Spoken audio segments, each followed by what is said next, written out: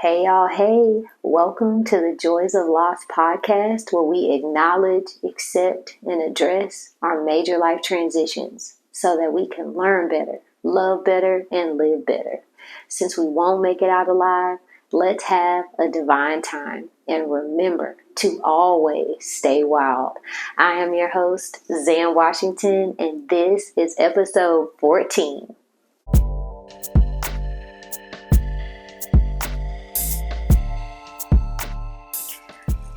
Okay. All right, y'all. Welcome back. I'm so excited that we're back doing the podcast. This is just a really wonderful time, and I'm just happy to be here and just share and get things out of my brain onto the camera and more specifically out to the world.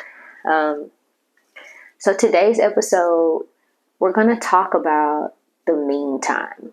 And what I mean by the meantime is that it's like right when you're on the brink of reaching the goal, or right when your like manifestation is about to hit, or maybe you're coming out of some like dark times, some hard times, and you can feel it starting to lighten and relieve a little. But it still can be this like lull period, right? Because you haven't got the full achievement and the realization of the thing, but you're not like super dark either. So you're just kind of like, yeah, I don't know, like in this.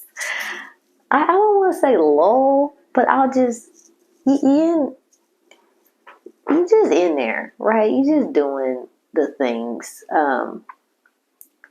But I've been like in that for myself. I, right now in real time, am in the meantime. And something that I have started writing for myself has been, I am at peace with the meantime. And that has been really good. It's been really good for me because it lets me know that there's just nothing more for me to do. And that, my friends, is really hard for somebody like me, because I'm just kind of like, well, I gotta do something. There's something else I'm supposed to be doing. Like I should be doing, and I can just overwork and overthink, just overs, insert over whatever here. And I've just be writing that I'm at peace with the meantime. It really is helping me stay present. And it's also helping me to be like, this is kind of good, because it's not as dark as it was. So I'm not as stressed. But then because I'm kind of waiting for things to, come into fruition or really see the fruits of my labor, if anything, this is the time right before things will really change. Like my life about to change again, y'all. Like stuff's about to look different. And right now I don't have as much responsibility. I don't have as much more to worry about. It's like when your life is about to change, everything changes, right? Like that's what that is. But you will have to do things differently. And so right now I can still kind of do things the same in this normal. So I can enjoy that. Let me enjoy this right now, because when my life changes, and when things come in, and when the manifestations pour in, and when then it's going to be different. I'm going to have to function different. I will never be able to do it like this again. So let me just enjoy it. Let me just be present. So the things I've been trying to think of, like things to do. And some of that has been do nothing, which is way harder to do. You want to try to do something, try to do nothing. And like that right there is a whole thing. So I'm trying to embrace nothingness. I'm also trying to like look around and be like, I could get rid of stuff. I could clear stuff out. So I cleaned out my wallet and my purse. I was like, yeah, this is good. I like this. Trying to clean up my office, clean up, just other things I could organize. So I've been, physically active. That's been nice. Reading books, like listening to audiobooks. I'm really into audio. Check out my link down on my Amazon list. I just have so many books that I just love. And yeah, check out my list. Some of those books might be great for you. And yeah, I've launched my life coaching business. That's happened in between the first, I guess, season of my podcast. So that's been great. So check out my website down there, www.alwaysstaywild.com. Yeah. So I would say I've done all this work. I've done all these things.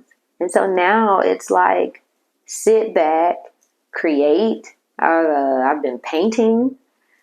It's been nice to do that. But yeah, so I think in the meantime, I would say do things that spark joy, do things that light you up, do things that make you smile. I've been rewatching some old movies, of course, being present with my husband and with my daughter.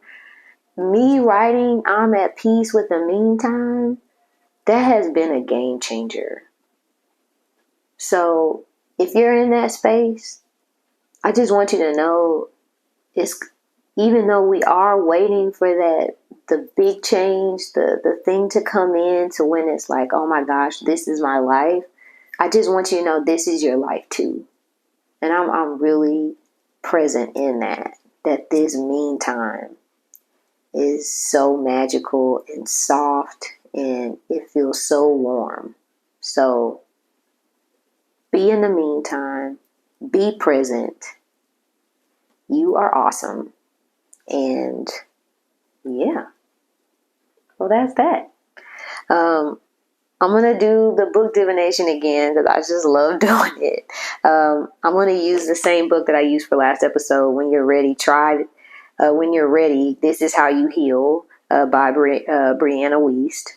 And if you're new here, with book divination, I just kind of like flip through the pages and just see like where, what the collective needs, see what spirit says for me to just stop and just pause. Okay. Ooh, okay. I'm going to just read a part of hers. This is really short. I mean, this is a long section, but this one section is absolutely perfect. So it's from the section of How to Get Over Someone, the ultimate guide to releasing attachments, reinventing yourself, and opening your life to new love. Ooh, okay. All right. So how future self-work can help you heal. All right. Ooh, you know what? Something I'm feeling to say. That's kind of an interesting topic, when we think about how to get over someone, the ultimate guide to releasing attachments, reinventing yourself, and opening your life to new love. This doesn't always mean like a romantic relationship. This could be friendships. This could be with family members. Functioning with family can be very challenging because family has a tendency to just, want to sweep things under the rug or want to just, this is how we always did it. And sometimes they really don't make the effort that they need to make to truly get to know who you are. And it gets caught up in because they knew you when you were a kid or whatever, could think they know you, but it's like, nah, they don't. I mean, hell, you probably don't know you, right? So as you're growing and developing, people change. You're not the same as you were a little kid or when you were in college or not in college or high school or whatever. And so just, being able to, I wish that family could be open to reintroducing themselves to you and themselves, like them learning who they are and loving themselves. And yeah, so that's a whole nother episode. Let me just stop. But yeah, opening your life to new love. But that love could be way deeper than just thinking intimate relationships. So yeah, okay. So how future self-work can help you heal. Future self-work is a process of visualizing yourself many years down the line. When you sit down to do it, make sure you're in a quiet and calm place. Have a pen and paper handy, close your eyes, and visualize the highest and best version of your future self. It doesn't matter what age you are, know that it is common to first see scary things like being dead or hurt or in pain when you're older. And know that it is just your fear of what could happen that you're seeing. Once that subsides, you can finally see what you're going to be like in the future. Start asking that person questions and see what they say in your mind. Know that this is all entirely a projection of who you already are and where you already know you're meant to be heading. It's just a process of making you aware of that fact. Often, visualizing yourself happy and single or happy and coupled with someone new in the future is just what you need to let go of someone. Your future self could also advise you on what to do in the moment and whether or not you really need to let a relationship go. You are basically tapping into the counsel of the highest and wisest part of yourself, future self, older, which means better developed.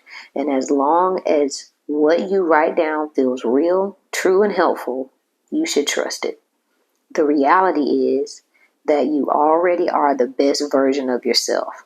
Everything that's happening around you right now is helping you realize that once and for all.